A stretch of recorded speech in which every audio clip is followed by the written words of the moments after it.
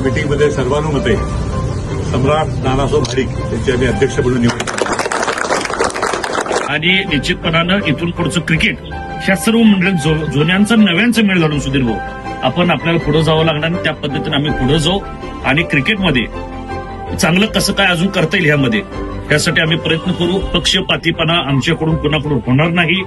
सर्व क्रिकेट खेळाडूंना समाविष्ट करून सर्व क्लब ह्यामध्ये इन्क्लूड करून सर्व तालुक्याची सगळं संघाने एकत्रित करून तिथल्या सगळ्या लोकांनी एकत्रित करून आम्ही चांगली नव्याने एक टीम चांगल्या पद्धतीने बांधणार आहोत.